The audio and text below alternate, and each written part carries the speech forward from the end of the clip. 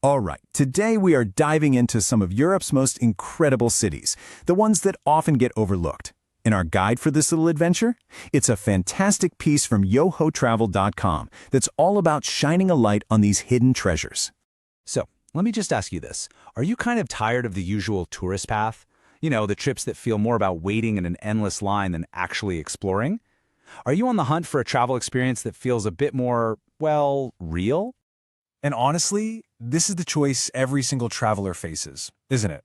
You've got the famous hotspots on one side, predictable for sure, but also just packed, super commercialized. And then on the other side, you have these underrated gems that offer authentic experiences and, just the space to actually breathe and explore without bumping into a million other people. Okay, so let's get right into it. Why? Why do these awesome places so often stay off the main tourist radar? Well, according to the source, it really just boils down to a couple of simple things. For starters, they just don't get the same marketing push. And maybe they have fewer direct international flights, so they're just a tad harder to reach. And then there's the other big reason. They're often overshadowed by their more famous neighbors. I mean, imagine being a fantastic city that just happens to be in the same country as, say, Paris or Rome. Tough competition, right? So what's the big payoff for stepping off that well-worn tourist path? Let's talk about the huge, huge advantages of taking the road less traveled. Oh, the benefits are massive. We're talking about trading those overwhelming crowds for unique, incredible landmarks, swapping out the tourist traps for a vibrant, local nightlife. Ultimately, it's the difference between just seeing a city and actually feeling it, experiencing its real, authentic character. Okay, enough talk, right? Let's see what this actually looks like.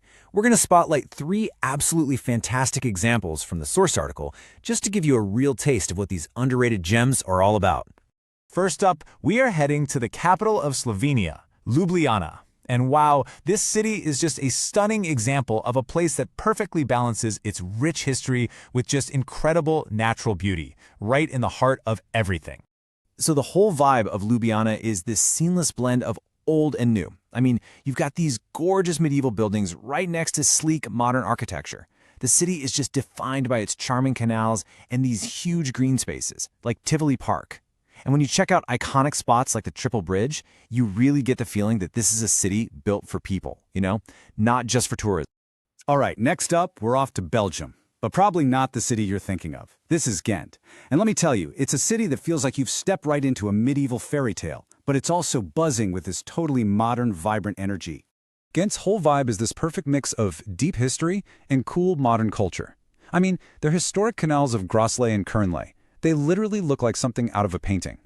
But at the same time, the city is a cultural powerhouse. It's home to the famous Ghent Festival, the Museum of Fine Arts. It's really, truly living history. And for our final stop on this mini tour, we're heading to the coast of Portugal to visit Porto. Now, this city is world famous for its port wine, of course, but as you're about to see, there is so much more to discover. Porto is, no joke, a total feast for the senses. The vibe comes from these vibrant, colorful streets and the absolutely breathtaking views over the Douro River. And yeah, you've got to taste the port wine, but please, do not miss the legendary Francesina sandwich. Seriously. A huge part of the experience here is just letting yourself get lost while you wander through the historic Ribeira district right along the river. And the source article just hits the nail on the head with this quote. They call Porto a treasure trove of experiences. And that just perfectly captures the feeling, doesn't it? Discovering one amazing thing after another in a city like this. Okay, so this is all great inspiration, right? But how do you actually find these kinds of experiences for yourself? Well, this last section is your playbook. Simple, actionable stuff you can actually use. The source breaks it down into 3 simple but really powerful tips. Number 1, talk to the locals. Seriously, ask a shopkeeper or a bartender for their favorite spot. That's how you find the real gems that aren't in any guidebook. Second, you gotta be open-minded. Be ready for things to be a little different. And finally, and this one is so important, don't overschedule your trip. The absolute best moments, they almost always come from those unexpected discoveries you make when you just give yourself permission to wander. So at the end of the day, stepping off that beaten path, it isn't really just about avoiding crowds, is it? It's about trading a prepackaged itinerary for a story that is uniquely, completely yours. So the next time you're planning a trip, don't just ask, where should I go?